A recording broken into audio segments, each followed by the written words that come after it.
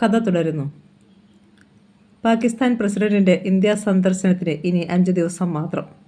പ്രസിഡന്റിൻ്റെ പരിപാടികളൊക്കെ നേരത്തെ പ്ലാൻ ചെയ്തിരുന്നു. ഒരാഴ്ചക്കാലം അദ്ദേഹം ഇന്ത്യയുടെ പല ഭാഗങ്ങളും സന്ദർശിക്കും, പല ചടങ്ങുകളിലും സംബന്ധിക്കും. അതിനിടെ അദ്ദേഹത്തിനൊന്നും സംഭവിച്ചുകൂടാ.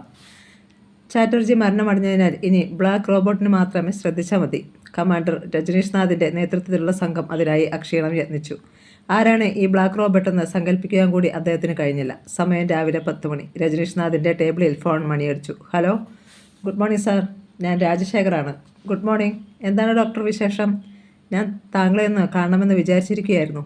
ഞാനും താങ്കളെ ഒന്ന് കാണുന്നതിന് വേണ്ടിയാണ് വിളിച്ചത്. എപ്പോഴാണ് താങ്കൾക്ക് സമയമെന്നറിയിച്ചാൽ ഞാൻ അവിടെ എത്താം.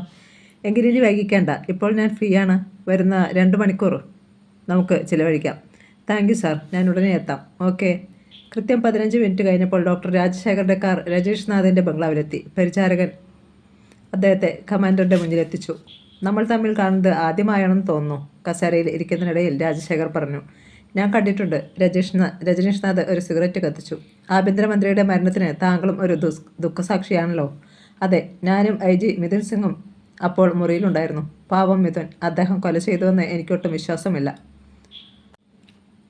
പിന്നെ എല്ലാം അവിശ്വസനീയ സംഭവങ്ങളായിരുന്നു. ആ സംഭവം ഒന്ന് വ്യക്തമായി പറയാമോ? തനിക്ക് ഓർമ്മയുള്ള നേരത്തെ നടന്നതൊക്കെ അദ്ദേഹം പറഞ്ഞു. എല്ലാം കേട്ട് രജനീഷ് നാഥ് ശിരസ്സിളക്കി. അപ്പോൾ ബ്ലാക്ക് റോബോട്ട് എന്ന ഭയങ്കരന് ശാസ്ത്ര സഹായം ഉണ്ടെന്ന് വേണം വിശ്വസിക്കാൻ. അതെ സാർ. ആ, മിസ്റ്റർ രാജശേഖർ, എന്നെ കാണണമെന്ന് പറഞ്ഞത്? ഞാനൊരു പ്രതിസന്ധിയിലാണ് സാർ. കുറേ ദിവസങ്ങൾക്ക് മുമ്പ് വരെ എൻ്റെ ആത്മമിത്രം ഇൻസ്പെക്ടർ ദേവനാഥാണ് എനിക്ക് ധൈര്യം തന്നുകൊണ്ടിരുന്നത്. എന്നാൽ ഇന്ന്... രാജശേഖറുടെ സ്വരം പതറി. എന്താണ് താങ്കളെ അലട്ടുന്ന പ്രശ്നം? ഏവർക്കും തലവേദനയായിരിക്കുന്ന ബ്ലാക്ക് റോബോട്ട് തന്നെ? Yes sir. താങ്കൾ എന്തിനാ അയാളെ പീഡിപ്പിക്കുന്നു? അതാണ് എനിക്കും അറിഞ്ഞുകൂടാത്തത്. എൻ്റെ ഭാര്യയുടെ അനുജത്തിയെ വധിച്ചത് അവനാണ്. പിന്നീടൊരിക്കൽ പ്രസ്തുത കേസിൽ നിന്നും ഇൻസ്പെക്ടർ ദേവനാഥിനെ മാറ്റണമെന്ന് പറഞ്ഞ് എന്നെ ഭീഷണിപ്പെടുത്തി. എന്നാൽ കുറേ ദിവസമായി യാതൊരു കുഴപ്പവുമില്ലാതെ ഇരിക്കുകയായിരുന്നു. പക്ഷേ ഇന്നലെ രാത്രി അയാൾ വീണ്ടും എൻ്റെ വീട്ടിൽ വന്നു. എന്തിന്? രജനീഷ് നാഥ് എരിഞ്ഞു തീർന്ന സിഗരറ്റ് ആ ട്രേയിൽ തിരുകി. അദ്ദേഹത്തിൻ്റെ നെറ്റിയിൽ ചുളിവുകൾ വീണിരുന്നു. ഇത്തവണ അവൻ്റെ ആവശ്യം വളരെ വിചിത്രമാണ്. ഞാൻ എത്രയും വേഗത്തിൽ ഇവിടെ നിന്നും പോകണമെന്ന്. എവിടേക്കെങ്കിലും. രജനീഷ് നാഥിന് യാതൊന്നും പിടികിട്ടിയില്ല. നിങ്ങൾ തമ്മിൽ ശത്രുതയിലാകുവാൻ എന്തെങ്കിലും കാരണമുണ്ടോ? അറിഞ്ഞുകൊണ്ട് ഞാൻ യാതൊന്നും ചെയ്തിട്ടില്ല. പക്ഷേ അയാൾ ഭയപ്പെടുന്നത് എൻ്റെ ശാസ്ത്ര നേട്ടങ്ങളെക്കുറിച്ചാണോ എന്ന് ഞാൻ സംശയിക്കുന്നു. ശാസ്ത്രത്തിൻ്റെ പിൻബലമുള്ള അവന് ഞാൻ ഒരു ഭീഷണിയാകുമോ എന്നായിരിക്കും അവൻ്റെ സംശയം. ഓക്കെ ഡോക്ടർ, താങ്കളോടൊപ്പം ഞാനുമുണ്ട്. അവനെക്കുറിച്ച് എന്ത് സൂചന കിട്ടിയാലും എന്നെ അറിയിക്കണം. അവനെ കൊടുക്കേണ്ടത് ഈ രാജ്യത്തിൻ്റെ തന്നെ ആവശ്യമായിരിക്കുന്നു. ഇരുവരും കൈകൊടുത്ത് പിരിഞ്ഞു. അല്പം കഴിഞ്ഞപ്പോൾ രജനീഷ് നാഥിന് ബ്ലാക്ക് റോബോട്ടിൻ്റെ ഫോൺ. എനിക്ക് ഇത്രയും നാൾ നിങ്ങളോട് ശത്രുതയില്ലായിരുന്നു രജനീഷ് സാറേ. പക്ഷേ എനിക്കെതിരെ നിങ്ങളും രാജശേഖറും ഒത്തുചേർന്നുവെന്ന് ഞാൻ അറിഞ്ഞു. സൂക്ഷിക്കുക. ബ്ലാക്ക് റോബോട്ട് ഇത്തിരി മോശമാണ്. പിന്നെ ഒന്നുകൂടി, ആരൊക്കെ വിഘാതമുണ്ടാക്കിയാലും ഞാൻ പാകിസ്ഥാൻ പ്രസിഡന്റിനെ വധിക്കും. ഷുവർ. അനുഭവ സമ്പന്നനായ കമാൻഡർ രജനീഷ് നാഥിന് പോലും ബ്ലാക്ക് റോബോട്ടിൻ്റെ കഴിവിൽ അത്ഭുതം തോന്നി. തങ്ങൾ അല്പം മുമ്പ് സംസാരിച്ചതുപോലും അയാൾ അറിഞ്ഞിരിക്കുന്നു. ഇവിടെ അയാൾ റേഡിയോ ട്രാൻസ്മിറ്റർ ഒളിച്ചു വെച്ചിട്ടുണ്ടോ? രജനീഷ് നാഥ് ഒരു പ്രത്യേക ഉപകരണം കൊണ്ട് അത് തിരയുവാൻ തുടങ്ങി. ബ്ലാക്ക് റോബോട്ടിൻ്റെ താവളം. മരിയ ഫെർണാണ്ടസിൻ്റെ മുന്നിൽ ഒരു കസേരയിൽ ബ്ലാക്ക് റോബോട്ട് ഇരുന്നു. അപ്പോൾ ആ വൃദ്ധയുടെ മുഖം കോപം കൊണ്ട് ചുവന്നിരുന്നു. റോബോട്ട്! അവരുടെ വിളി കേട്ട് അയാൾ നടുക്കത്തോടെ തലയുയർത്തി. മമ്മി, ഞാൻ ഇനിയും അത് പറയണമെന്നുണ്ടോ? അയാൾക്കൊന്നും മനസ്സിലായില്ല. പാക് പ്രസിഡന്റ് സിയാമോട്ടിയുടെ കാര്യം തന്നെയാണ്. അത് ഞാൻ ഏറ്റുകഴിഞ്ഞതല്ലേ മമ്മി? നോ, മരിയ ഫെർണാണ്ടസ് ചീറി. എത്രമാത്രം വിഷമകരമായ ഒരു ജോലിയാണെന്നത് നിനക്കറിയാമോ? എന്ത് വില കൊടുത്തും ഇന്ത്യ ഗവൺമെൻറ് CIA രക്ഷിക്കും. അതിന് അവരെ ഏറെ പ്രേരിപ്പിക്കുവാൻ നിന്റെ പ്രവൃത്തികൾക്ക് കഴിഞ്ഞിട്ടുണ്ട്. പോരെങ്കിൽ നീ പരസ്യമായി അവരെ വെല്ലുവിളിക്കുകയും ചെയ്തിരിക്കുന്നു. അയാൾ മൗനം. എന്താണോ ഒന്നും പറയാത്തത്? വിമാനം ലാൻഡ് ചെയ്യുന്നതിന് മുമ്പ് വേണമെങ്കിൽ എനിക്ക് തകർത്ത് കളയുവാൻ കഴിയും മമ്മി.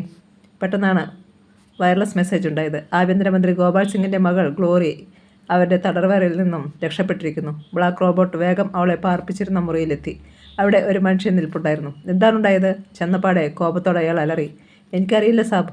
ആ മനുഷ്യൻ വിറച്ചുപോയി. ഭക്ഷണം കൊടുക്കുവാൻ ഞാൻ വന്നപ്പോൾ അവളെ കണ്ടില്ല. സ്റ്റെഫി എവിടെ? അവളെയും കാണാനില്ല സാബ്. Bloody bitch. അവർ ഇരുവരും കൂടിയായിരിക്കണം രക്ഷപ്പെട്ടത്. രഹസ്യമാർഗം അറിയാവുന്നവളാണ് സ്റ്റെഫി.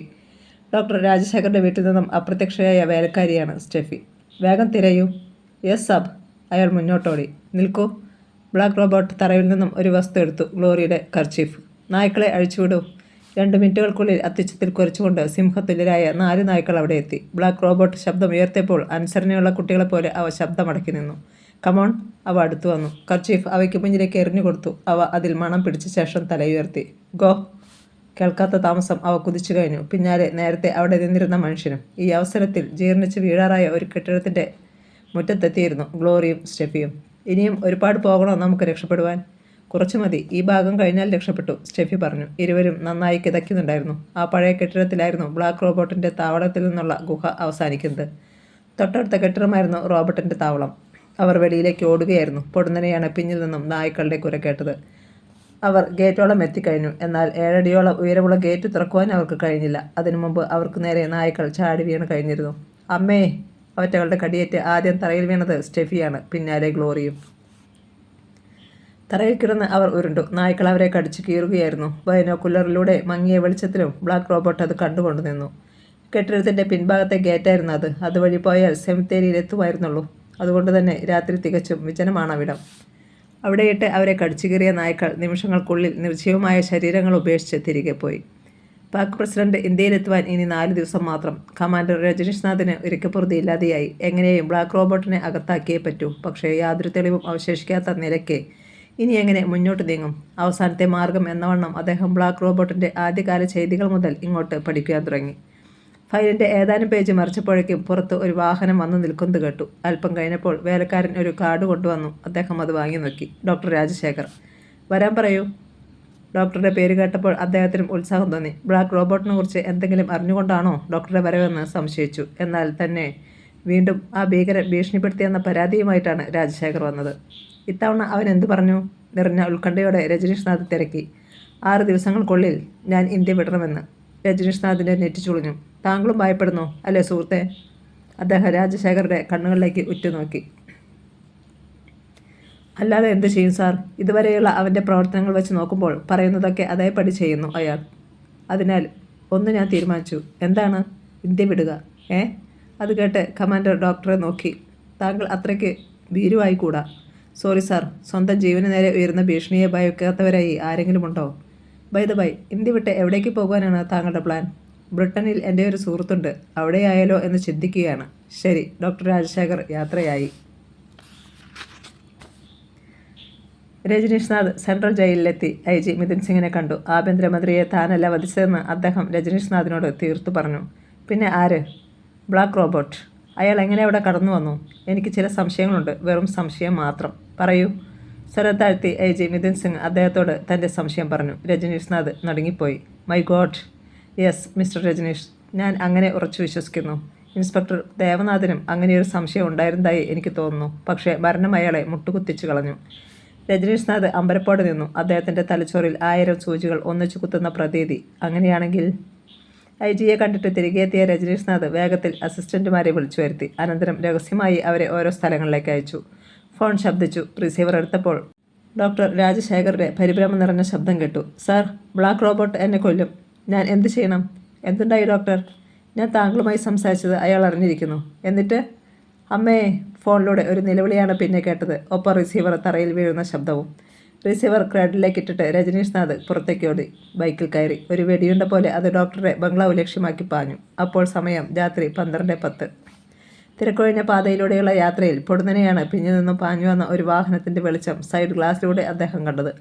അതിൻ്റെ വരവിൽ അദ്ദേഹത്തിന് സംശയം തോന്നി. അല്പം കഴിഞ്ഞപ്പോൾ എതിരെ വരുന്ന മറ്റൊരെണ്ണം. ഇത് ചതിയാണ്, മനസ്സ് പറഞ്ഞു. എതിരെ വന്ന വാഹനത്തിൻ്റെ വെളിച്ചം കണ്ണിൽ തുളഞ്ഞിറങ്ങി. തലച്ചോറിൽ മരണത്തിൻ്റെ സൈറൻ. ഇരുഭാഗത്തു നിന്നും വന്നുകൊണ്ടിരുന്നത് ട്രക്കുകളായിരുന്നു. രക്ഷപ്പെടുവാൻ കമാൻഡർ രജനീഷ്നാഥ് ഇരുവശത്തേക്കും നോക്കി. അവിടെ മതിലുകളാണ്. ഒരിടത്തേക്കും ബൈക്ക് മാറ്റുവാനിടമില്ല. ഇരുവാഹനങ്ങളും 50 അടിയോളം അടുത്തെത്തി കഴിഞ്ഞപ്പോൾ പൊടുന്നനെ അദ്ദേഹം ബൈക്ക് ഉപേക്ഷിച്ച് റോഡിൻ്റെ ഓരത്തേക്ക് ചാടി വീണു. പിന്നെ ഒരു കുതിപ്പിന് മതിലിനപ്പുറം കടന്ന് ഇരുളിൽ മറഞ്ഞു. തങ്ങളുടെ ഇര രക്ഷപ്പെട്ടുവെന്ന് മനസ്സിലായപ്പോൾ ട്രക്കുകൾ സഡൻ ബ്രേക്ക് ചെയ്തു. അവനെ വിടരുത്, ഒരാൾ വിളിച്ചു പറഞ്ഞു. ഇരുവാഹനങ്ങളിൽ നിന്നും യന്ത്രത്തോക്കുധാരികളായ 3 പേർ വീതം ചാടിയിറങ്ങി മതിൽ നേരെ കുതിച്ചു. അപ്പുറം ചാടിയ രജനീഷ്നാഥ് ഒരു വൃക്ഷച്ചൂട്ടിൽ നിൽപ്പുണ്ടായിരുന്നു. അവിടെ നിന്നും ഒരിടത്തേക്ക് മാറുവാൻ അദ്ദേഹത്തിന് കഴിയുമായിരുന്നില്ല. കാരണം തൊട്ടു പിന്നിൽ ഒരു 3 നില കെട്ടിടമാണ്. അതോട് ചേർന്നാണ് മതിൽ. ആ ഭാഗം ചാടിക്കടക്കാമെന്ന് വെച്ചാൽ മതിലിൽ മുള്ളുവേലികളുണ്ട്. സൂക്ഷിക്കണം, അവൻ നമ്മെയും ആക്രമിക്കും. ഒരാളുടെ മുന്നറിയിപ്പ്. അവർ മതിലിന് പുറത്ത് കയറിയിട്ട് ടോർച്ച് തെളിച്ചു നോക്കി. അവൻ ഇവിടെയെങ്ങും ഇല്ലല്ലോ. ഇവിടെ നിന്നും പോകുവാനിടയില്ല. വൃക്ഷത്തിന് നേരെ ടോർച്ചിൻ്റെ വെളിച്ചം വന്നപ്പോൾ അദ്ദേഹം തറയിൽ കമിഴ്ന്നു കിടന്നു. ഇറങ്ങി പരിശോധിക്കുക, ആരോ പറയുന്നത് അദ്ദേഹം കേട്ടു. രജനീഷ് നാഥ് കീശയിൽ നിന്നും റിവോൾവർ എടുത്തു. യന്ത്രത്തോക്കിന് മുന്നിൽ ഇത് ഒന്നുമല്ലെങ്കിലും ഒരു പ്രതിരോധം. ടോർച്ച് തെളിച്ചുകൊണ്ട് അവർ ഓരോ ഭാഗവും പരിശോധിക്കുകയാണ്. അവരുടെ തോക്കുകളിൽ ഒന്ന് തൻ്റെ കൈവശമായിരുന്നുവെങ്കിൽ എന്ന് അദ്ദേഹം ആഗ്രഹിച്ചു പോയി. തൻ്റെ നേരെ വന്ന ഒരുവൻ്റെ നേരെ അദ്ദേഹം നിറയൊഴിച്ചു. അപ്രതീക്ഷിതമായി ഉയർന്ന വെടിശബ്ദം അവരെ നടുക്കി. ഒരുവൻ്റെ നിലവിളി കേട്ടു. അയാളുടെ കയ്യിൽ നിന്നും തോക്ക് തെറിച്ചുപോയി. തൻ്റെ കാലിൽ ഒരു തീയുണ്ട തുളഞ്ഞു കയറിയതുപോലെ തോന്നി അയാൾക്ക്. അമ്മേ! മറ്റുള്ളവർ അയാളെ മെല്ലെ അവിടെ നിന്നും മാറ്റി. സമയം പാഴാക്കാതെ രജനീഷ് നാഥ് പടിയെ ചാടി എഴുന്നേറ്റു. ആ മനുഷ്യൻ്റെ കയ്യിൽ നിന്നും തെറിച്ചുപോയ തോക്കെടുത്തു. ആ നേരത്ത് വലതുവശത്തു നിന്നും കടുക് പൊട്ടുന്നതുപോലെ വെടിപൊട്ടി. രജനീഷ് നാഥ് തറയിൽ വീണുരുണ്ടു. ഒപ്പം ട്രിഗർ അമർത്തി. ഒരുവനിൽ നിന്നും കാതടുപ്പിക്കുന്ന അലർച്ച കേട്ടു. അവൻ്റെ ജീവൻ പോയെന്ന് അദ്ദേഹത്തിന് തോന്നി. മണ്ണിൽ വെടിയുണ്ടകളേറ്റ് അദ്ദേഹത്തിൻ്റെ ശരീരത്തിലേക്ക് ചെറു കല്ലുകൾ തെറിച്ചു വീണു. അതിനിടെ മറ്റൊരുവൻ കൂടി അലറിക്കറിഞ്ഞ് തറയിൽ വീണു. രംഗം വഷളാകുന്നത് കണ്ട് മറ്റുള്ളവർ മതിലിന് മുകളിലൂടെ റോഡിലേക്ക് ചാടി. രജനീഷ് നാഥ് ചാടിയണിറ്റ് പിന്നാലെ പാഞ്ഞെത്തി. അവർ അപ്പോഴേക്കും ട്രക്കുകളിൽ കയറി കഴിഞ്ഞിരുന്നു. അതിലിരുന്നു കൊണ്ട് അവർ മതിലിന് നേരെ നിറയൊഴിച്ചു. അദ്ദേഹം താഴേക്ക് കുനിഞ്ഞു. മതിലിൽ നിന്നും സിമൻറ്റ് പാളികൾ ഇളകി വീണു. ട്രക്കുകൾ സ്റ്റാർട്ട് ചെയ്തപ്പോഴും അദ്ദേഹത്തിന് തല ഉയർത്താൻ കഴിഞ്ഞില്ല. തൻ്റെ തലയോട് തകരുമെന്ന് അദ്ദേഹത്തിന് അറിയാമായിരുന്നു. ട്രക്കുകൾ ഇരുവശത്തേക്കും പാഞ്ഞുപോയി. രജനീഷ് നാഥ് വെടിയേറ്റ് വീണവരുടെ അരികിലെത്തി. അവർ പരലോകം പോകിയിരുന്നു. ഡോക്ടർ രാജശേഖരുടെ ജീവൻ അപകടത്തിലാണെന്ന് ഓർമ്മയുണ്ടായതോടെ അദ്ദേഹം യന്ത്രത്തോക്ക് തോളിൽ തൂക്കിയിട്ടു. ഭാഗ്യവശാൽ ബൈക്കിന് കുഴപ്പമൊന്നും ഉണ്ടായിരുന്നില്ല. റോഡിൽ നിന്ന് അത് നിവർത്തു. സ്റ്റാർട്ടാക്കുവാൻ അല്പം ബുദ്ധിമുട്ട് അനുഭവപ്പെട്ടു. വീണ്ടും യാത്ര. രാജശേഖരുടെ ഗേറ്റ് പൂട്ടിയിരിക്കുകയായിരുന്നു. അതുകൊണ്ട് ബൈക്ക് പുറത്തു വച്ചിട്ട് ഗേറ്റ് ചാടിക്കടന്ന് രാജശേഖരുടെ മുറ്റത്തെത്തി. ബംഗ്ലാവിലെ ലൈറ്റുകളെല്ലാം അണഞ്ഞിരിക്കുന്നത് കണ്ടു. കോളിംഗ് ബെല്ലിൻ്റെ സ്വിച്ച് അമർത്തി. അല്പനേരം കഴിഞ്ഞപ്പോൾ വിസിറ്റിംഗ് റൂമിൽ ലൈറ്റ് തെളിഞ്ഞു. ഒപ്പം വാതിൽ തുറക്കപ്പെടുകയും ചെയ്തു. ഉറക്കത്തിൽ നിന്ന് ഉണർന്നു വന്ന ഡോക്ടർ രാജശേഖർ കമാൻഡർ രജനീഷ് നാഥിനെ തുറച്ചു നോക്കി. സർ, ഈ നേരത്ത്? രജനീഷ് നാഥ് നെറ്റിച്ചൊളിച്ചു. അദ്ദേഹം ചുറ്റും നോക്കി. നിങ്ങൾ എനിക്ക് ഫോൺ ചെയ്തതോ ഡോക്ടർ? രജനീഷ് നാഥ് അകത്തേക്ക് കയറി. ആര്? ഞാനോ? അതെ. ഇല്ല, ഞാൻ താങ്കൾക്ക് ഫോൺ ചെയ്തില്ല. രജനീഷ് നാഥിൻ്റെ മനസ്സിൽ കൊടുങ്കാറ്റിരമ്പി. ചതിയായിരുന്നു. തന്നെ വധിക്കുവാൻ ശത്രുക്കൾ ബോധപൂർവ്വം ഒരുക്കിയ കണി. എനിക്കൊന്നും മനസ്സിലാകുന്നില്ല സാർ. സെറ്റിയിലിരുന്നിട്ട് രാജശേഖർ ഒരു ചുരുട്ട് കത്തിച്ചു. താങ്കളുടെ ശരീരത്തിൽ മണ്ണ് പുരണ്ടിരിക്കുന്നല്ലോ. യന്ത്രത്തോക്കുമായി ഒരു വേട്ടയ്ക്കിറങ്ങിയതാണോ? അതെ. ഒന്നുകൂടി വ്യക്തമായി പറയുമോ? തനിക്ക് ഫോൺ വന്നത് മുതലുണ്ടായ സംഭവങ്ങൾ രജനീഷ് നാഥ് രാജശേഖരോട് പറഞ്ഞു.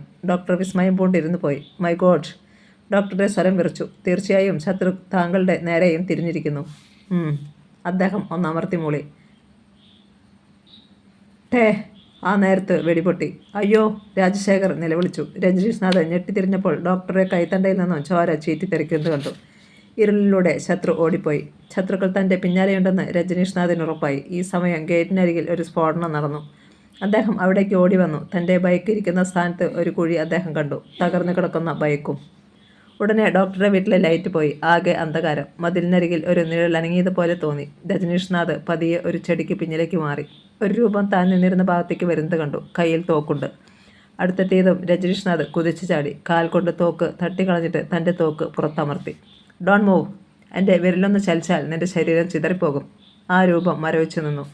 രാജശേഖർ ടോർച്ച് തെളിച്ചുകൊണ്ട് മെയിൻ സ്വിച്ചിനടുത്തെത്തി. അത് ഓഫ് ചെയ്തിരുന്നു. അദ്ദേഹം അത് ഓൺ ചെയ്തു. വീണ്ടും വെളിച്ചം പരന്നപ്പോൾ രജനീഷ് നാഥ് ശത്രുവിനെ മുന്നോട്ട് നടത്തി ബംഗ്ലാവിൻ്റെ വാതിൽക്കലെത്തിച്ചു. സാർ! ഡോക്ടർ കയ്യിൽ അമർത്തി പിടിച്ചുകൊണ്ട് അവിടെ നിന്നിരുന്നു. കയറടകത്തേക്ക്! രജനീഷ് നാഥ് ആ മനുഷ്യനെ അകത്തേക്ക് തള്ളി. പക്ഷേ അയാൾ രജനീഷ് നാഥിൻ്റെ ശരീരത്തിലേക്ക് തന്നെ വീണു. റാസ്കൾ! എൻ്റെ അടുത്താണോടാ വേലയിറക്കുന്നത്? ചോദിച്ചുകൊണ്ട് അദ്ദേഹം അവൻ്റെ ശരീരത്തിലേക്ക് തോക്ക് ഒന്നുകൂടി അമർത്തി. പക്ഷേ അപ്പോഴേക്കും അയാൾ മുന്നോട്ട് മറിഞ്ഞു കഴിഞ്ഞിരുന്നു. അപ്രതീക്ഷിതമായ സംഭവമായിരുന്നിട്ടും പതറാതെ അദ്ദേഹം തോക്ക് ചൂണ്ടി. കാരണം ശത്രുവിനെ കീഴടക്കുവാൻ താനും ഇത്തരം അടവുകൾ പ്രയോഗിച്ചിട്ടുണ്ട്. എന്നാൽ ഇത് അടവല്ലായിരുന്നു. താഴെ വീണയാൾ വല്ലാതെ ഒന്ന് ഞരങ്ങി. ഒപ്പം വായു തുറക്കപ്പെടുകയും കൊഴുത്ത ചോര പുറത്തേക്ക് ഒഴുകുകയും ചെയ്തു. ഇവൻ മാരകമായ വിഷം വല്ലതും ഉപയോഗിച്ചിരിക്കണം. ഡോക്ടർ പിറുപിറുത്തു. രജനീഷ് നാഥ് നിരാശനായി. ഇയാളിലൂടെയെങ്കിലും ബ്ലാക്ക് റോബോട്ടിനെ കുറിച്ച് എന്തെങ്കിലും മനസ്സിലാക്കാമെന്ന് വിചാരിച്ചിരിക്കുകയായിരുന്നു. താങ്കളുടെ കയ്യിൽ ബുള്ളറ്റ് തറഞ്ഞിരിപ്പുണ്ടല്ലോ. സാരമില്ല, ഞാനത് ഓപ്പറേറ്റ് ചെയ്ത് എടുത്തുകൊള്ളാം. സ്വയമോ? അതെ. രജനീഷ് നാഥ് പോലീസ് സ്റ്റേഷനിലേക്ക് ഫോൺ ചെയ്തു. ഡോക്ടർ, പോലീസ് ഉടനെ എത്തും. അത്യാവശ്യമായി എനിക്ക് ഒരിടം വരെ പോകണം. എൻ്റെ കാർ ഉപയോഗിക്കാം. ഓക്കെ. ഡോക്ടർ വന്ന് ഗേറ്റ് തുറന്നു കൊടുത്തു. ബൈക്കിൻ്റെ അവശിഷ്ടങ്ങൾക്കും കുഴിക്കും മുകളിലൂടെ അദ്ദേഹം കാർ ഓടിച്ചുപോയി. ഏതാനും മിനിറ്റുകൾക്കുള്ളിൽ CI സോമ ചൗധരിയുടെ നേതൃത്വത്തിലുള്ള പോലീസ് സേന അവിടെ എത്തി. കാറിൽ കുറേ ദൂരം പോയി കഴിഞ്ഞപ്പോൾ രജനീഷ് നാഥ് അത് നിർത്തി. പുറത്തിറങ്ങി കുറേ അകലേക്ക് മാറി നിന്ന് തൻ്റെ അസിസ്റ്റൻറ്റുമാർക്ക് വയർലെസ് മെസ്സേജ് നൽകി. അനന്തരം കാറിന് നേരെ നടക്കാൻ ഭാവിച്ചപ്പോൾ ബൂം! ഒരു ആളിക്കത്തലും സ്ഫോടനവും. കാറിനെ ഒരു അഗ്നിഗോളം പൊതിഞ്ഞു. അത് മുകളിലേക്ക് ഉയർന്ന് കട്ടിപ്പുകയായി. ശത്രുക്കൾ കാറിൽ ടൈം ബോംബ് വച്ചിരുന്നുവെന്ന് അദ്ദേഹത്തിന് ഉറപ്പായി. എത്രയും വേഗം ജീപ്പുമായി എത്താൻ അദ്ദേഹം നമ്പർ 4 മെസ്സേജ് നൽകി. പാക് പ്രസിഡന്റ് എത്തിച്ചേരുവാൻ ഇനി 3 ദിവസം. കമാൻഡർ രജനീഷ്നാഥിന് വളരെയേറെ തിരക്കുണ്ടായിരുന്നു. രാപ്പകൽ കൂട്ടാക്കാതെയുള്ള അലച്ചിൽ. അതിനിടെ അദ്ദേഹം ഒരിക്കൽ താൻ പ്രവർത്തിച്ചിരുന്ന പ്രൈവറ്റ് ഡിറ്റക്റ്റീവ് ഏജൻസിയുടെ ആസ്ഥാനത്തേക്ക് പോവുകയും അതീവ രഹസ്യമായ ചില വിവരങ്ങൾ ശേഖരിക്കുകയും ചെയ്തു. അങ്ങനെയാണ് ഡൽഹി അധോലോക രാജാവായ വിക്ടർ സേഠ് ബ്ലാക്ക് റോബോട്ടിൻ്റെ ഒരു അനുയായിയാണെന്ന് അറിയുന്നത്. അധോലോക രാജാവെങ്കിലും രാഷ്ട്രീയ സാമൂഹിക രംഗങ്ങളിൽ നല്ല പിടിപാടുള്ള ആളാണ് സേഠ്. പൊതുജനങ്ങൾക്ക് ദൈവതുല്യൻ. ഒരിക്കൽ പോലും പോലീസിന് കീഴടക്കുവാൻ കഴിഞ്ഞിട്ടില്ലാത്ത ചുരുക്കം ചില കള്ളക്കടത്തുകാരിൽ ഒരാൾ. തൻ്റെ ഓപ്പറേഷന് ഒരുപക്ഷെ വിക്ടർ സേഠിൻ്റെ സഹായം ബ്ലാക്ക് റോബോട്ട് ആവശ്യപ്പെട്ടിരിക്കുമോ എന്ന് രജനീഷ്നാഥ് സംശയിച്ചു. അതറിയണമെങ്കിൽ സേഠിനെ ചോദ്യം ചെയ്യണം. നേരിട്ട് ചെന്ന് ചോദിക്കാനാവില്ല. വിക്ടർ ഒന്ന് കൈനൊടിച്ചാൽ തന്നെ പരസ്യമായി എറിഞ്ഞു കൊല്ലുവാനും ഡൽഹിയിലെ തെരുവ് സന്തതികൾ മടിക്കില്ലെന്ന് അദ്ദേഹത്തിനറിയാം. ചുവന്ന തെരുവിലെ ഏറ്റവും കൂടുതൽ കളക്ഷനുകളുള്ള വേശ്യാലയങ്ങൾ വിക്ടറിൻ്റേതാണ്. സ്വിസ് ബാങ്കിൽ കനത്ത തുകയുടെ നിക്ഷേപം. ഇലക്ഷൻ സമയത്തും എല്ലാ രാഷ്ട്രീയക്കാർക്കും കോടികൾ നൽകുന്നു. അത്യന്താധുനിക രീതിയിൽ പണികഴിപ്പിച്ച ഒരു പടുകൂറ്റൻ ഫ്ലാറ്റിലാണ് താമസം. ഗേറ്റിൽ കാവൽ നിൽക്കുന്ന കൂർക്ക വിക്ടറുടെ അനുവാദത്തോടെയല്ലാതെ ആരെയും അകത്തേക്ക് കടത്തിവിടില്ല. ഏത് രൂപത്തിൽ സേഠിനെ നേരിടണമെന്ന് രജനീഷ്നാഥിന് അറിയാമായിരുന്നു. അദ്ദേഹം റായുടെ മേധാവിയുമായും പ്രശ്നം ചർച്ച ചെയ്തു. അതീവ രഹസ്യമായി നീങ്ങിയില്ലെങ്കിൽ സംഘടനയെ തന്നെ അത് ബാധിക്കുമെന്ന് മേധാവി പറഞ്ഞു. എന്നാൽ പ്രൈവറ്റ് ഡിറ്റക്റ്റീവ് ഏജൻസിയിൽ നിന്നും അനുകൂലമായ ഒരു വിവരം കൂടി അദ്ദേഹത്തിന് കിട്ടി. വിക്ടർ സേഠിന് അതിസുന്ദരിയായ ഒരു PA ഉണ്ട്, എമിലി. 22കാരിയായ അവൾ അയാളുടെ മനസാക്ഷി സൂക്ഷിപ്പുകാരി കൂടിയാണ് പോലും. കൂടുതൽ അന്വേഷിച്ചപ്പോൾ വൈകുന്നേരങ്ങളിൽ എമിലി പാർക്കിൽ വരാറുണ്ടെന്നും ഒറ്റയ്ക്കായിരിക്കുമെന്നും പറഞ്ഞു. അവളുടെ ഒരു ഫോട്ടോയും രജനീഷ്നാഥ് സമ്പാദിച്ചു. ബ്യൂട്ടിഫുൾ. ഫോട്ടോയിൽ നോക്കി അദ്ദേഹം പിറുപിറുത്തു. വൈകിട്ട് 5:30 വിക്ടർ സേഠിൻ്റെ ബെൻസ് കാർ പാർക്കിൻ്റെ മതിലിന് മുന്നിൽ വന്നു നിന്നു. പിന്നിലെ സീറ്റിൽ നിന്നും ഒരു സുന്ദരി ഇറങ്ങിയ ഉടനെ ആ കാർ മുന്നോട്ട് നീങ്ങി. എമിലി 5 അടിയോളം ഉയരം, അതിനൊത്ത വണ്ണം, പഴുത്ത ഓറഞ്ചിൻ്റെ നിറം, മിഡിയും ടോപ്പും വേഷം, മുടി തോൾ വച്ച് ബോബ് ചെയ്തിരിക്കുന്നു. വിടർന്ന മിഴികൾ, സൗന്ദര്യമുള്ള മൂക്കിന് താഴെ 15കാരൻ പയ്യൻ്റേതുപോലെ നനുത്ത മീശയുടെ പാട്, ചുണ്ടുകളിൽ ലിപ്സ്റ്റിക് പുരട്ടി കട്ടിക്കുറഞ്ഞ മാലയണിഞ്ഞ് മുഴുത്ത മാറിടങ്ങളും ഒതുങ്ങിയ അരക്കെട്ടും താളാത്മകമായി ചലിക്കുന്ന നിതംബങ്ങളുമായി അവൾ എമിലി. കുറച്ചകലെ അവളെ തന്നെ നോക്കി നിൽക്കുകയായിരുന്നു കമാൻഡർ രജനീഷ്നാഥ്. ഇവൾ വികാരമുള്ളവളാണെന്ന് അദ്ദേഹത്തിന് മനസ്സിലായി. ആ വഴി നീങ്ങിയാലേ വീഴ്ത്താനാവൂ. അദ്ദേഹം മുഖത്തിന് അല്പം മാറ്റം വരുത്തിയിരുന്നു. അവളൊരു സിമൻറ്റ് ബെഞ്ചിലിരുന്ന് നിലക്കടല കുറിക്കുമ്പോൾ രജനീഷ്നാഥ് യാദൃശ്ചികമെന്നവണ്ണം അവിടെ എത്തി. അത്ഭുതം ഭാവിച്ചുകൊണ്ട് അവളെ നോക്കി. ഓ, എമിലിയല്ലേ? അവളുടെ മുഖത്ത് അത്ഭുതവും അമ്പരപ്പവും ഒക്കെ ഉണ്ടാകുന്നത് അദ്ദേഹം കണ്ടു. അയാളെ താൻ ഒരിക്കൽ പോലും കണ്ടിട്ടില്ലെന്ന് എമിലിക്കും തോന്നി. എമിലിയല്ലേ? അദ്ദേഹം ചോദ്യം ആവർത്തിച്ചു. അദ്ദേഹത്തിൻ്റെ ആകർഷകമായ സൗന്ദര്യം നേരിടാനാവാതെ അവൾ തലകുനിച്ചു. രജനീഷ്നാഥ് തൻ്റെ ആദ്യപടി വിജയം കുറിച്ചു. അതെ, അവൾ മന്ത്രിച്ചു. എന്നെ മനസ്സിലായോ? ഇല്ല. ഞാൻ ശക്തിരാജ്, യഥാർത്ഥത്തിൽ കുട്ടിയുടെ ബോസായ വിക്ടർ സേഠിൻ്റെ അനന്തരവൻ. ആശ്ചര്യസൂചകമായ ഒരു ശബ്ദം അവളിൽ നിന്നുണ്ടായി. യെസ്, പക്ഷേ എന്നെക്കുറിച്ചൊന്നും അങ്കിൾ പറഞ്ഞിരിക്കുവാനിടയില്ല. എൻ്റെ മമ്മിയും അങ്കിളും തമ്മിൽ നേരത്തെ തന്നെ പിണക്കത്തിലാണ്. ഇപ്പോൾ എവിടെയാണ് താമസം? ബോംബെയിൽ. അദ്ദേഹം അവളുടെ അടുത്തിരുന്നു. ഇന്നാണ് ഞാൻ എത്തിയത്. എന്നെ എങ്ങനെ മനസ്സിലായി? പലപ്പോഴും ഞാൻ ഇവിടെ എത്തുമ്പോൾ അങ്കിളിൻ്റെ ഒപ്പം എമിലിയെ കണ്ടിട്ടുണ്ട്. ഒന്ന് കണ്ടാൽ മറക്കുന്ന രൂപമല്ലല്ലോ എമിലിയുടേത്. അവൾ കീഴ്ചുണ്ട് കടിച്ചമർത്തി. പുകഴ്ത്തുകയൊന്നും വേണ്ട. ഞാൻ സത്യമാണ് പറഞ്ഞത്. ആദ്യം കണ്ടപ്പോൾ തന്നെ എമിലിയുടെ പേരറിയുവാൻ എനിക്ക് തിടുക്കമായിരുന്നു. എന്നിട്ട് ഞാൻ അറിഞ്ഞു. പക്ഷേ അങ്കിളും മമ്മിയുമായി പിണങ്ങിയതിൻ്റെ വിഷമം അപ്പോഴാണ് ശരിക്കും എനിക്കുണ്ടായത്. അതെന്താ? അവർ ഇണക്കത്തിലായിരുന്നെങ്കിൽ എനിക്ക് എമിലിയുടെ അടുത്ത് നേരിൽ വരാമായിരുന്നു. അവൾ മന്ദഹസിച്ചു. പല പുരുഷന്മാരുമായും ബന്ധപ്പെടേണ്ടി വന്നിട്ടുണ്ടെങ്കിലും ഇത്രയും ശരീരപുഷ്ടിയുള്ള ഒരുവനെ പരിചയപ്പെടുന്നത് ആദ്യമായിരുന്നു. വാർദ്ധക്യത്തോടടുക്കാറായ വിക്ടർ സേഠിൻ്റെ തണുത്ത വികാരങ്ങൾക്ക് വിധേയയാകുമ്പോഴും ഒരു കുതിരശക്തിയോടെ അവളുടെ വികാരം കുതിച്ചു ചാടുമായിരുന്നു. ധീരനും ശക്തനുമായ ഒരു പുരുഷന് വേണ്ടി താൻ അത്തരം ഒരാളുടെ മുന്നിലാണെന്ന് എമിലി അറിഞ്ഞു. ഇനി എന്നു മടങ്ങിപ്പോകും? അവൾ അദ്ദേഹത്തെ നോക്കി. 2 ദിവസങ്ങൾക്കുള്ളിൽ. അവളുടെ മുഖം മങ്ങി. എന്താ, വരുന്നോ? അവളുടെ കണ്ണുകളിൽ വേഗത്തിൽ ഒരു പ്രകാശം പരന്നെങ്കിലും അതുപോലെ അതണയുന്നത് അദ്ദേഹം കണ്ടു. എനിക്ക് സേഠിയിൽ നിന്നും മോചിതയാകാനാവില്ല. ഞാൻ മോചിപ്പിച്ചാലോ? അതിന് കഴിയില്ല.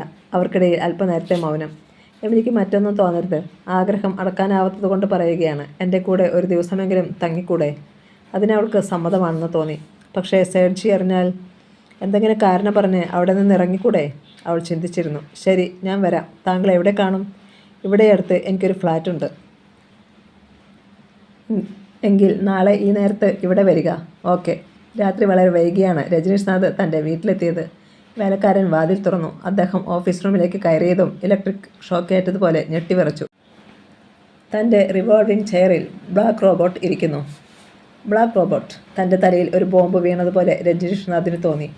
തൻ്റെ റിവോൾവിംഗ് ചെയറിൽ ഇരുന്നിട്ട് കാലുകൾ മേശപ്പുറത്തേക്ക് കയറ്റിവെച്ച് ചുണ്ടിൽ എരിയുന്ന ചുരുട്ടുമായി അയാൾ.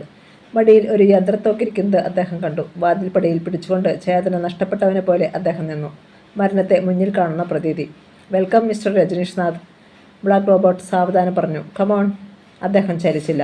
അയാൾ ചുണ്ടിൽ നിന്നും ചുരുട്ടെടുത്തിട്ട് ആശ്രയിൽ കുത്തിത്തിരുകി. ഞാൻ താങ്കളെ ഇവിടെ ഇരിക്കുവാൻ തുടങ്ങിയിട്ട് ഏറെ നേരമായി. നഷ്ടപ്പെട്ട ആത്മവീര്യം വീണ്ടെടുക്കാനുള്ള ശ്രമത്തിലായിരുന്നു രജനീഷ്നാഥ്. ഇവിടെ താൻ അധീരനായാൽ. പൊടുന്നനെ ബ്ലാക്ക് റോബോട്ട് യന്ത്രത്തോക്ക് ചൂണ്ടി. പറഞ്ഞതനുസരിക്കടാ. രജനീഷ്നാഥ് അകത്തേക്ക് കയറി. റോബോട്ട് മുറിയിലുണ്ടായിരുന്ന വെള്ളം നിറച്ച കൂജയ്ക്ക് നേരെ തോക്ക് തിരിച്ചു. തുടരെ വെടിപൊട്ടി. കൂജ ചിതറിപ്പോയി. മുറിയിൽ വെള്ളം പരന്നു. ഈ തോക്കിൻ്റെ ലക്ഷ്യം നിന്റെ നേരെയാണെങ്കിൽ ഇതുപോലെ നീയും ചിതറിപ്പോകും. നീ എന്നെക്കുറിച്ച് എന്താണ് വിചാരിച്ചത്? ഞാൻ വെറും വിഡ്ഢിയാണെന്നോ? നിന്റെ ഓരോ നീക്കങ്ങളും അപ്പോൾ ഞാൻ അറിയുന്നുണ്ട്. അവസാനം നീ എൻ്റെ അടുത്ത് എത്താറായിരിക്കുന്നു. പറയൂ, നിനക്ക് എന്തൊക്കെ വിവരങ്ങൾ കിട്ടി? നീയെല്ലാം അറിയുന്നുണ്ടല്ലോ, പിന്നെ അതിന് ചോദിക്കുന്നു? രജനീഷ്നാഥ് സംസാരിച്ചു. ഷട്ടപ്പ്. രജനീഷ്നാഥ് 2 അടി മുന്നോട്ടെടുത്തു. നിന്റെ മുഖംമൂടി വലിച്ചു മാറ്റിയാൽ എൻ്റെ ഏറ്റവും അടുത്ത സുഹൃത്തുക്കളിൽ ആരെങ്കിലും ആയിരിക്കാം ഒരുപക്ഷെ നീ എന്ന് ഞാൻ സംശയിക്കുന്നു. ഒന്ന് നീ ഓർത്തോ, നിന്നെ ഞാൻ ജനങ്ങൾക്ക് കാട്ടിക്കൊടുക്കും, ഏറിയാൽ 2 ദിവസങ്ങൾക്കുള്ളിൽ. അല്ലെങ്കിൽ ഞാൻ ഈ ഉദ്യോഗം രാജിവെക്കും. അതിന് മറുപടിയായി ബ്ലാക്ക് റോബോട്ട് ചിരിച്ചു. വിഡ്ഢി, ഈ മുറിയിൽ മരിച്ചു വീഴാൻ പോകുന്ന നീ എനിക്കെതിരെ എന്ത് കാണിക്കാനാണടാ? പാക് പ്രസിഡന്റിനെയും നിന്നെയും ഞാൻ കൊല്ലും. ഇല്ലടാ, നീ ഇവിടെ നിന്നും പുറത്തു പോകില്ല. ചലഞ്ച്? യെസ്. പൊടുന്നനെ ബ്ലാക്ക് റോബോട്ട് രജനീഷ്നാഥിൻ്റെ നേരെ തോക്ക് ചൂണ്ടി. അയാൾ ട്രിഗർ അമർത്താൻ പോകുകയാണെന്ന് രജനീഷ്നാഥിന് മനസ്സിലായി. പക്ഷേ മറ്റൊന്ന് സംഭവിച്ചു. പാഞ്ഞു വന്ന പേപ്പർ വെയിറ്റ് ബ്ലാക്ക് റോബോട്ടിൻ്റെ മുഖത്ത് പതിഞ്ഞു. ഹാ! അയാൾ പൊളഞ്ഞുപോയി.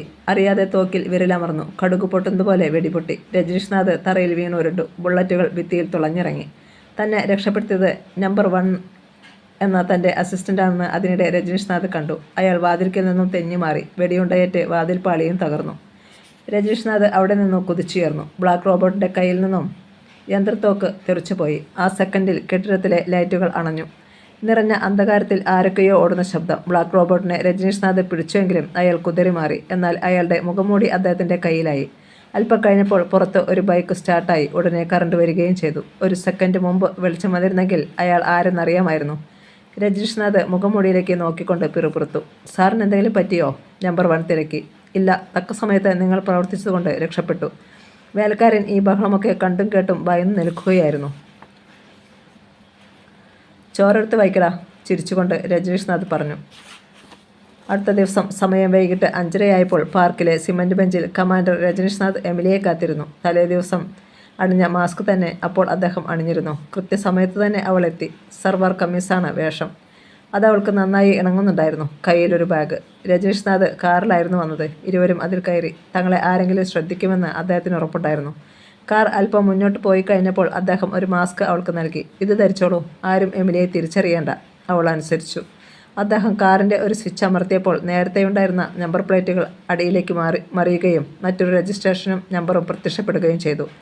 ഇനി ഭയപ്പെടേണ്ട. സാമാന്യം നല്ല ഒരു 2 നില കെട്ടിടത്തിൻ്റെ ഗേറ്റിൽ കാർ നിന്നു. ഗേറ്റിൽ ഒരാൾ കാത്തു നിൽക്കുകയായിരുന്നു. അയാൾ അത് തുറന്നു കൊടുത്തപ്പോൾ കാർ പോർച്ചിലെത്തി. സമയം രാത്രി 8:30. എമിലി ഒരു സ്വർണ്ണ മത്സ്യത്തെപ്പോലെയായിരുന്നു. കടിഞ്ഞാണില്ലാത്ത കുതിര കണക്കെ അവൾ കിടക്കയിൽ കുതിച്ചു. ഇതുവരെയും തൻ്റെ അന്വേഷണത്തിന് ആവശ്യമായ വിവരങ്ങളൊന്നും അദ്ദേഹം അവളോട് ചോദിച്ചില്ല. എന്തെന്നാൽ വികാരത്തിൻ്റെ അത്യുന്നതങ്ങളിൽ എത്തുന്ന നേരത്ത് സ്ത്രീകളിൽ നിന്നും രഹസ്യങ്ങൾ ചോർത്താൻ കഴിയുമെന്ന് അദ്ദേഹത്തിന് അറിയാമായിരുന്നു. എത്ര കള്ളികളായാലും രഹസ്യം പറയുന്ന നിമിഷങ്ങളുണ്ട്. അക്കൂട്ടത്തിൽ ഒന്നാണിവൾ. എമിലി, എനിക്ക് ചിലത് ചോദിക്കാനുണ്ട്. ചോദിച്ചോളൂ. ആരാണ് ബ്ലാക്ക് റോബോട്ട്? എമിലി അമ്പരന്ന് പോയി. മങ്ങിയ വെളിച്ചത്തിൽ അവൾ അദ്ദേഹത്തെ തുറച്ചു നോക്കി. അങ്ങ് ആരാണ്? അതൊക്കെ പറയാം. സേട്ട് ബ്ലാക്ക് റോബോട്ടുമായി ബന്ധം പുലർത്തുന്നില്ലേ? ഉണ്ട്, അവൾ പറഞ്ഞു പോയി. സേട്ടിൻ്റെ മനസാക്ഷി സൂക്ഷിപ്പുകാരിയായ നിനക്ക് തീർച്ചയായും ബ്ലാക്ക് റോബോട്ട് അറിയാമായിരിക്കുമല്ലോ. അവളെ നിർബന്ധിക്കേണ്ടറാ. തൊട്ടടുത്ത് ഇടിമുഴക്കം പോലൊരു ശബ്ദം. അവർ ഞെട്ടിത്തെറിച്ചു. Black robot. യന്ത്രത്തോക്കിൻ്റെ ഭാരൻ രജനീഷ്നാഥിൻ്റെ നെറ്റിയിൽ അമർന്നു. ബ്ലാക്ക് റോബോട്ടിൻ്റെ താവളത്തിൽ വിശാലമായ ലബോറട്ടറിയിലെ ഒരു കസേരയിൽ ബന്ധിതനാണ് കമാൻഡർ രജനീഷ്നാഥ്. മുന്നിൽ വിജയഭാവത്തിലുള്ള ചിരിയുമായി ബ്ലാക്ക് റോബോട്ട് നിൽക്കുന്നു. രജനീഷ്നാഥിൻ്റെ ശരീരത്തിലുണ്ടായിരുന്ന ആയുധങ്ങളൊക്കെ ബ്ലാക്ക് റോബോട്ട് കണ്ടെടുത്തിരുന്നു. മിസ്റ്റർ രജനീഷ്നാഥ് എന്തു പറയുന്നു? ബ്ലാക്ക് റോബോട്ട് ഒരു ചുരുട്ടിന് തീ കൊളുത്തി. ഇനി എനിക്ക് പാക് പ്രസിഡന്റിനെ വധിക്കുന്നതിൽ പ്രയാസമൊന്നുമില്ല. എൻ്റെ മുന്നിലെ അവസാനത്തെ മാർഗ തടസ്സമായിരുന്നു നിങ്ങൾ ജയിച്ചുവെന്ന് കരുതേണ്ട. നീ രജനീഷ്നാഥ് ബാക്കി പറയുന്നതിന് മുമ്പ് തന്നെ ഒരു വെടി കേട്ടു. ബ്ലാക്ക് റോബോട്ട് നടുങ്ങി തിരിഞ്ഞപ്പോൾ തൻ്റെ അനുചരന്മാരിൽ ഒരാൾ ഓടിവരുന്നത് കണ്ടു. എന്തുപറ്റി? മറുപടി പറയാതെ അയാൾ ബ്ലാക്ക് റോബോട്ടിൻ്റെ കഴുത്തിൽ യന്ത്രത്തോക്കിൻ്റെ പാത്തി കൊണ്ടിടിച്ചു. അപ്രതീക്ഷിതമായ ആ ആക്രമണത്തിൽ അയാൾ അടിപതറി വീണു. യന്ത്രത്തോക്കിൻ്റെ ബാരൽ ശരിസിന് നേരെ ചൂണ്ടിക്കൊണ്ട് ഓടിവന്ന മനുഷ്യൻ പറഞ്ഞു, ഞാൻ നിൻ്റെ അനുചരനല്ല, ഒരു ഏജൻറ്റും രജനീഷ്നാഥിൻ്റെ അസിസ്റ്റൻറ്റുമാണ്. നിങ്ങൾ അദ്ദേഹത്തെ കീഴടക്കിക്കൊണ്ട് പോരുന്നത് ഞാൻ കണ്ടു. അതുകൊണ്ട് ഞങ്ങൾക്കിവിടെ എത്തുവാൻ കഴിഞ്ഞു. അത് കേട്ട് ബ്ലാക്ക് റോബോട്ട് വിറച്ചുപോയി. അപ്പോൾ വളരെയേറെ പേർ അവിടേക്ക് വന്നു. എഴുന്നേൽക്കടാ, അതിനിടെ എതിർക്കാൻ ശ്രമിച്ചാൽ നിന്റെ തല ഞാൻ ചിതറിക്കും. ബ്ലാക്ക് റോബോട്ട് എണീറ്റ് നിന്നു. ചുറ്റും വലയം സൃഷ്ടിച്ചു നിൽക്കുന്ന പോലീസ് ഉദ്യോഗസ്ഥന്മാർ. അവർക്ക് മുന്നിൽ IG മിഥുൻ സിംഗ്, ആഭ്യന്തരമന്ത്രിയുടെ കൊലപാതക കുറ്റം ചുമത്തി ജയിലിൽ അടച്ചിരുന്ന മിഥുൻ സിംഗ്. രജനീഷ്നാഥ് മോചിക്കപ്പെട്ടു. പകരം ബ്ലാക്ക് റോബോട്ടിനെ ആ കസേരയിൽ ബന്ധിച്ചു. ഇനി നിന്റെ മുഖംമൂടി കൂടി ഒന്ന് മാറ്റട്ടെ പറഞ്ഞുകൊണ്ട് രജനീഷ്നാഥ് അത് വലിച്ചു മാറ്റി. ഏവരും നടുങ്ങിപ്പോയി. Doctor Rajasekhar, mister Black Robot, സുഹൃത്തിനെ അങ്ങനെ തന്നെ വിളിക്കട്ടെ. നിങ്ങൾ ഈ മാസ്ക് അണിഞ്ഞതിൻ്റെ കാരണം ഞങ്ങൾക്കറിയണം. രാജശേഖർ ശബ്ദിച്ചില്ല. ഞാൻ പറയാം. പിന്നിൽ ഒരു ശബ്ദം കേട്ട് ഏവരും തിരിഞ്ഞപ്പോൾ വടി പിടിച്ചുകൊണ്ട് ഒരു വൃദ്ധ അവിടേക്ക് വന്നു. Maria Fernandes. ഞാൻ പറഞ്ഞിട്ടാണ് ഇവനെല്ലാം ചെയ്തത്, അവർ പറഞ്ഞു. എന്തിനാണെന്നറിയണോ? അവരുടെ സ്വരത്തിന് വല്ലാത്ത മുഴക്കമുണ്ടായിരുന്നു. ഞാനൊരു ബ്രിട്ടീഷുകാരിയാണ്. ഇന്ത്യ സ്വതന്ത്രമാകുന്നതിന് മുമ്പ് ഞാനും എൻ്റെ ഡാഡിയും ഇവിടെ എത്തിയതാണ്. ഡാഡി ഒരു പട്ടാളക്കാരൻ. മരിയ ഒരു കസേരയിലിരുന്നു. അന്നത്തെ സ്വാതന്ത്ര്യ സമര സേനാനികളിൽ ഒരാളായിരുന്നു കിരൺലാൽ. ഞാനും അദ്ദേഹവും പലപ്പോഴും തമ്മിൽ കണ്ടു. അങ്ങനെയിരിക്കെ അദ്ദേഹത്തെ എൻ്റെ ഡാഡിയും സുഹൃത്തുക്കളും ചേർന്ന് പിടികൂടി. വെടിവെച്ച് കൊല്ലുന്നതിന് മുമ്പ് ഞാൻ എത്തിയതുകൊണ്ട് അദ്ദേഹത്തെ അവർ വെറുതെ വിട്ടു. ഇന്ത്യക്ക് സ്വാതന്ത്ര്യം കിട്ടിക്കഴിഞ്ഞപ്പോൾ ഞാൻ ഡാഡിയോടും ഒത്തു തിരികെ പോയില്ല. പകരം കിരൺലാലിനെ വിവാഹം കഴിച്ച് അദ്ദേഹത്തിൻ്റെ വീട്ടിലെത്തി. ഇന്ത്യൻ ജനതയെ കണ്ണീര് കുടിപ്പിച്ച ബ്രിട്ടീഷുകാരിൽ ഒരുവളായിരുന്നിട്ടും അദ്ദേഹത്തിൻ്റെ വീട്ടിൽ എനിക്ക് സ്ഥാനം കിട്ടി. മരിയയുടെ വാക്കുകൾ ശ്രദ്ധിച്ചു നിൽക്കുകയാണ് ഏവരും.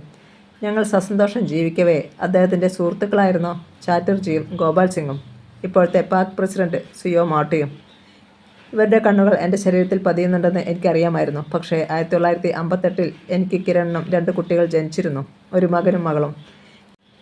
എൻ്റെ ഡാഡി സ്വാതന്ത്ര്യ സമരകാലത്ത് ഇവരെ മർദ്ദിച്ചിട്ടുണ്ട് പോലും.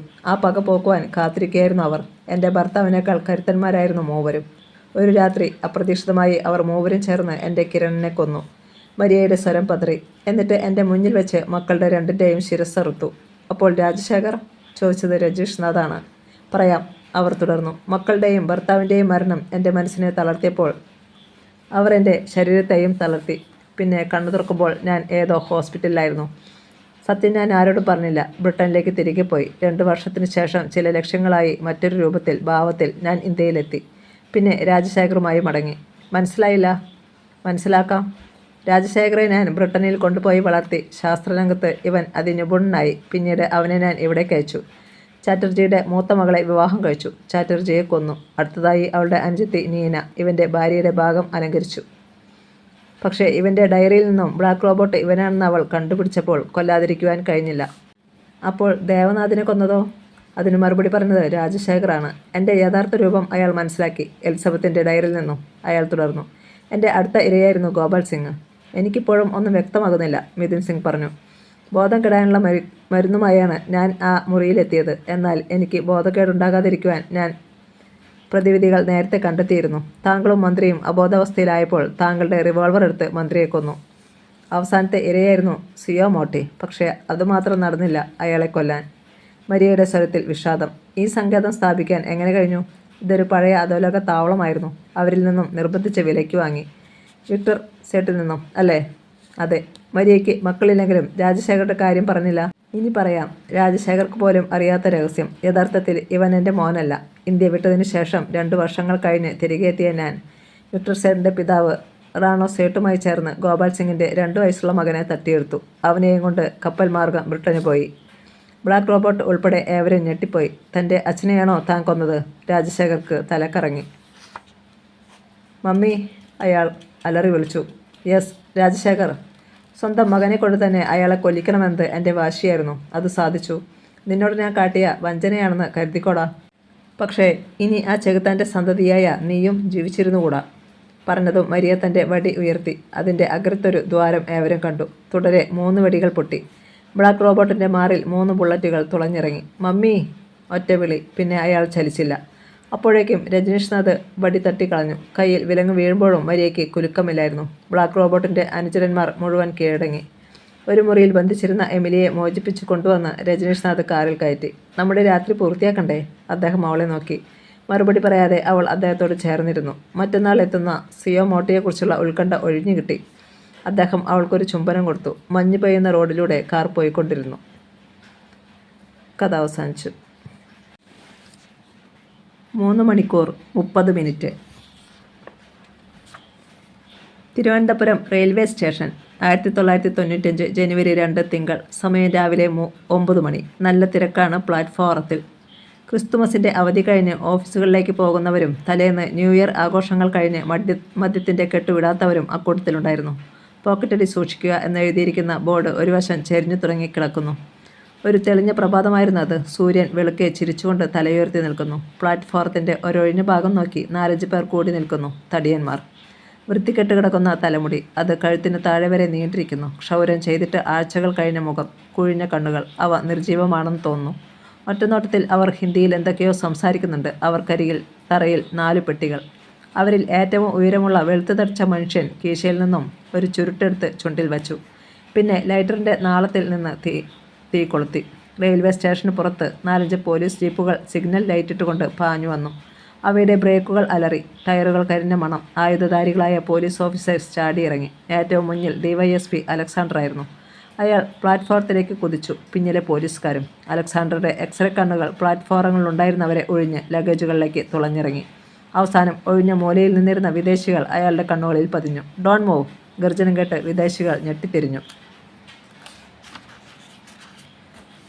അവർ സ്തബ്ധരായി. 2 കൈകളും ചേർത്ത് റിവോൾവർ മുന്നോട്ട് നീക്കി പിടിച്ചുകൊണ്ടിരിക്കുന്ന അലക്സാണ്ടർ. അയാൾക്ക് പിന്നിൽ അനേക യന്ത്രത്തോക്കിൻ്റെ കുഴലുകൾ. വിദേശികൾക്ക് ആയുധങ്ങളെടുക്കാൻ കഴിഞ്ഞില്ല. അതിനു മുമ്പ് കൈകളിൽ വിലങ്ങ് വീണിരുന്നു. ആൾക്കാർ തിക്കിത്തിരക്കി. അവർക്കിടയിലൂടെ അലക്സാണ്ടർ പുറത്തേക്ക് നീങ്ങി. അറസ്റ്റ് ചെയ്തവരെ പോലീസുകാർ തോക്കിൻ കുഴൽ കൊണ്ട് മുന്നോട്ട് തള്ളി. സമയം രാവിലെ 9 മണി. കോവളം. ടൂർ കഴിഞ്ഞ് മടങ്ങി വരികയായിരുന്നു ആ വിമൻസ് കോളേജിലെ സ്റ്റുഡൻസ്. രാവിലെയാണെങ്കിലും കോവളം ടച്ച് ചെയ്തിട്ട് പോകാവൂ എന്ന് കുട്ടികൾക്ക് വാശി. നേരത്തെ അവരുടെ പ്രോഗ്രാമിൽ കോവളം ഉണ്ടായിരുന്നു. എന്നാൽ അത് തലേന്ന് സായാഹ്നത്തിലായിരുന്നു നിശ്ചയിച്ചത്. ഇടയ്ക്ക് വെച്ച് ബസ്സിനുണ്ടായ ചില തകരാറുകൾ മൂലമാണ് യാത്ര വൈകിപ്പോയത്. ആ വിവരം അവർ കോളേജിൽ വിളിച്ചറിയിക്കുകയും ചെയ്തിരുന്നു. ഇനിയും പ്രഭാതത്തിൻ്റെ കുളിർമ വിട്ടുമാറിയിട്ടില്ലാത്ത കോവളം കടപ്പുറത്തുകൂടി പെൺകുട്ടികൾ അങ്ങിങ്ങും നടന്നു. ചിലർ തിരമാലകളിലേക്ക് ഓടിയിറങ്ങി. ടീച്ചേഴ്സ് അവരെ വിലക്കി. പല വേഷക്കാർ, പരിഷ്കാരികൾ, സമ്പന്ന കുടുംബങ്ങളിലെ അംഗങ്ങൾ. ആ കൂട്ടത്തിൽ കേരള ഗവർണറുടെ ഏകമകൾ റോജയും DGPയുടെ മകൾ സൂസന്നയും ഉണ്ടായിരുന്നു. ഒന്നിനൊന്ന് സുന്ദരികളായ 2 കുട്ടികൾ. അവർ നനഞ്ഞ മണ്ണിലൂടെ ഇളം തണുപ്പ് ആസ്വദിച്ചു മെല്ലെ നടന്നു. കടലിൽ എന്തോ ഒന്ന് പ്രത്യക്ഷപ്പെട്ടു. എല്ലാവരും സൂക്ഷിച്ചു നോക്കി. അത് അടുത്തടുത്ത് വരികയാണ്. അവർക്കത് വ്യക്തമായി. ഒരു ബോട്ട്. അതും ഏതോ ഉല്ലാസ ബോട്ടായിരുന്നു. പലതരം വർണ്ണത്തിലുള്ള തോരണങ്ങളും കൊടികളുമൊക്കെ അതിലുണ്ടായിരുന്നു. തിരമാലകളുടെ ശബ്ദത്തേക്കാൾ ഉച്ചത്തിൽ അതിൽ നിന്നും കാതടുപ്പിക്കുന്ന പോപ്പ് മ്യൂസിക് ഉയർന്നുകൊണ്ടിരുന്നു. എല്ലാവരുടെയും ശ്രദ്ധ ബോട്ടിൽ കേന്ദ്രീകരിച്ചു. കരയോട് വളരെ അടുത്ത് അത് നിന്നു. അതിൽ നിന്നും പലതരം മാസ്കുകൾ അണിഞ്ഞ കുറേ പേർ വെള്ളത്തിലേക്ക് ചാടി കരയിലേക്ക് നടന്നു വന്നു. പൂച്ച, പട്ടി, സിംഹം, കരടി മുതലായവയുടെ മുഖങ്ങളുള്ള മാസ്കുകളായിരുന്നു അവർ ധരിച്ചിരുന്നത്. പോപ്പ് മ്യൂസിക് കുറെ കൂടി ഉച്ചത്തിലായി. അതിനനുസരിച്ച് കരയിലേക്ക് വന്നുകൊണ്ടിരുന്നവരും നൃത്തം ചെയ്യാൻ തുടങ്ങി. പെൺകുട്ടികൾക്കും ഹരമേറി. താളത്തിനനുസരിച്ച് അവരുടെ കാലുകളും ചലിക്കുവാൻ തുടങ്ങി. ടീച്ചേഴ്സിന് അവരെ നിയന്ത്രിച്ചു നിർത്താൻ കഴിഞ്ഞില്ല. ആഗതർ കരയിലെത്തി. പെൺകുട്ടികളുടെ കൂടെ ഇടകലർന്ന് അവർ നൃത്തം ചെയ്തു. വല്ലാത്ത ഒരു തരം ഉന്മാദ ലഹരി. അതിനിടെ 2 പേർ റോജയുടെയും സൂസന്നയുടെയും അരികിലെത്തി കഴിഞ്ഞിരുന്നു. ക്ഷണനേരത്തിനുള്ളിൽ അത് സംഭവിച്ചു. 2 പിസ്റ്റലുകളുടെ ബാരലുകൾ അവരുടെ നെറ്റിയിൽ അമർന്നു. ഒപ്പം ഗർജനവും. ഒരുത്തിയും ചലിക്കരുത്. പോപ്പ് മ്യൂസിക് നിലച്ചു. സർപ്പദംശനം ഏറ്റതുപോലെ പെൺകുട്ടികൾ കിടങ്ങി. നിങ്ങളാരെയും ഞങ്ങൾ ദ്രോഹിക്കില്ല. ഞങ്ങൾക്ക് വേണ്ടത് ഇവളുമാരെയാണ്. ബാക്കിയുള്ളവർ മുന്നോട്ട് നീങ്ങി നിന്ന് റിവോൾവർ എടുത്തു. കുട്ടികൾ ശ്വാസം വിലങ്ങിയതുപോലെ മിഴിച്ചു നിന്നു. റോജയും സൂസന്നയും തിരമാലകളിലേക്ക് വലിച്ചിഴക്കപ്പെട്ടു. അവരെ കൊണ്ടുപോകരുത്! ഒരു ടീച്ചർ മുന്നോട്ട് കുതിച്ചു. അടുത്ത സെക്കൻഡിൽ ഒരു വെടി മുഴങ്ങി. ടീച്ചറുടെ നെഞ്ചിടം പിളർന്നു. അവൾ ആടിക്കുഴഞ്ഞ് തിരമാലയിലേക്ക് വീണു. സൂസന്നയും റോജയും അജ്ഞാതരുടെ കൈകൾ വിടുവിക്കാൻ ഒരു ശ്രമം നടത്തി. കഴിഞ്ഞില്ല. അവരെ അജ്ഞാതർ ബോട്ടിലേക്ക് കയറ്റി. ബോട്ടൊന്നിളകി. തോരണങ്ങളും കൊടികളും ഞെട്ടറ്റ് തിരമാലകളിൽ വീണ് ചിതറി. അജ്ഞാതർ സന്തോഷത്തോടെ മാസ്കുകൾ വലിച്ചെറിഞ്ഞു. തിരമാലകൾക്ക് മുകളിലൂടെ ഒരസ്ത്രം കണക്കെ ബോട്ട് പാഞ്ഞുപോയി. അങ്ങകലെ നിമിഷങ്ങൾക്കുള്ളിൽ അതൊരു പൊട്ടായി അലിഞ്ഞു ചേർന്നു. സമയം 9:05. തലസ്ഥാന നഗരിയിലെ ഒരു രഹസ്യ സങ്കേതം. പോലീസിന് ഇത്തരം ഒരു താവളം ഉണ്ടെന്നുള്ളത് അറിയാവുന്നവർ തീരെ ചുരുക്കം. തീവ്രവാദികളെയും അതുപോലെയുള്ള അന്താരാഷ്ട്ര കുറ്റവാളികളെയുമൊക്കെ കൈകാര്യം ചെയ്യുന്നത് ഇവിടെ വെച്ചാണ്. Torture room. 5 മേശകൾക്ക് മുകളിൽ കൈകാലുകൾ ബന്ധിക്കപ്പെട്ട നിലയിൽ മലർന്നു കിടക്കുകയാണ് അവർ 5 പേരും. റെയിൽവേ സ്റ്റേഷനിൽ നിന്നും അറസ്റ്റ് ചെയ്യപ്പെട്ടവർ. അവരുടെ കൈവശമുണ്ടായിരുന്ന പെട്ടികൾ ഇതിനകം തന്നെ ഡിവൈഎസ്പി അലക്സാണ്ടറുടെ നേതൃത്വത്തിലുള്ള സംഘം പരിശോധിച്ചു കഴിഞ്ഞിരുന്നു. അതിൽ നിന്നും അവർക്ക് അതിശക്തമായ 4 ബോംബുകളും 2 ടെലസ്കോപ്പിക് ഗണ്ണുകളും കിട്ടി. എന്നാൽ ഏറെ വിചിത്രമായി തോന്നിയത് ഏതാനും എലിപ്പെട്ടികളായിരുന്നു. അതിൻ്റെ ഉപയോഗത്തെക്കുറിച്ച് പോലീസിന് യാതൊരു വിവരവും പിടികിട്ടിയില്ല. അവരെ ദേഹപരിശോധന നടത്തിയതിൽ നിന്നും മറ്റു ചില തെളിവുകൾ കിട്ടി. അവർ പാകിസ്ഥാനികളാണ്. ഓരോരുത്തരുടെയും പക്കൽ 2ഉം 3ഉം പാസ്പോർട്ടുകൾ വീതമുണ്ടായിരുന്നു. അലക്സാണ്ടറുടെ തലച്ചോറ് പുകഞ്ഞു. ഇവർ എന്തോ വലിയ അട്ടിമറിക്ക് എത്തിയവരാണെന്ന് വ്യക്തമായി. അയാൾ ടോർച്ചർ റൂമിൽ കുതിച്ചെത്തി. മേശപ്പുറത്ത് മലർന്നു കിടന്നിരുന്ന പാകിസ്ഥാനികൾ പകയോടെ അയാളെ നോക്കി. അലക്സാണ്ടറെ അണപ്പല്ലുകൾ ഞെരിഞ്ഞു. കണ്ണുകളിൽ അഗ്നി എരിഞ്ഞു. മലയാളത്തിൽ അവരോട് സംസാരിച്ചുകൊണ്ട് പ്രയോജനമില്ലെന്ന് അയാൾക്കറിയാമായിരുന്നു. ശരീരം കത്തിയേരുന്ന പകയോടെ അയാൾ ഒരുവൻ്റെ തൊട്ടരികിലെത്തി. "നാ ക്യാ ഹേ?"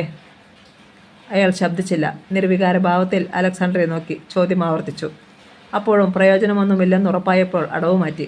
മുകളിൽ കത്തിയെരിഞ്ഞുകൊണ്ടിരുന്ന 5000 വോൾട്ടിൻ്റെ ലൈറ്റ് താണു വന്നു. ചുട്ടുപൊള്ളുന്ന ചൂടിൽ പാകിസ്ഥാനി പിടഞ്ഞു. അലക്സാണ്ടർ ഹിന്ദിയിൽ തന്നെ സംസാരിച്ചു. "ജീവൻ വേണമെങ്കിൽ എന്നോട് സത്യങ്ങൾ തുറന്നു പറയണം. എന്തായിരുന്നു നിങ്ങളുടെ ഉദ്ദേശം?" പാകിസ്ഥാനി പല്ല് ഞെരിച്ചുകൊണ്ട് കിടന്നതേയുള്ളൂ. അപ്പോഴും പ്രത്യേക ട്രെയിനിങ് കിട്ടിയവന്മാരാണ് ഇത്തരം ദൗത്യങ്ങൾക്ക് നിയോഗിക്കപ്പെടുകയെന്ന് അലക്സാണ്ടർക്ക് അറിയാമായിരുന്നു. ഇത്തരത്തിലൊന്നും ചോദ്യം ചെയ്താൽ ഇവരിൽ നിന്നും യാതൊന്നും കിട്ടിയെന്ന് വരില്ല. "സത്യരാജ്!" അലക്സാണ്ടർ വിളിച്ചു. SI സത്യരാജ് കടന്നു വന്നു. അയാളുടെ കൈവശം ഒരു കൊടിൽ ഉണ്ടായിരുന്നു. "ഇയാൾ ശബ്ദിക്കുന്നില്ല," അലക്സാണ്ടർ പറഞ്ഞു. "ശബ്ദിക്കണം. ഇയാളിൽ നിന്നും രഹസ്യങ്ങളുടെ അവസാനത്തെ വിവരം വരെ പുറത്തു വരണം." സത്യരാജ് മുന്നോട്ടെടുത്തു. പാകിസ്ഥാനിയുടെ നഖത്തിൽ കൊടിൽ മുറുകി. "പറയടാ." അയാൾ നിശബ്ദം. കൊടിൽ വെട്ടിച്ചു. പിന്നോട്ട് വലിച്ചു. നഖം ഊരിപ്പോന്നു.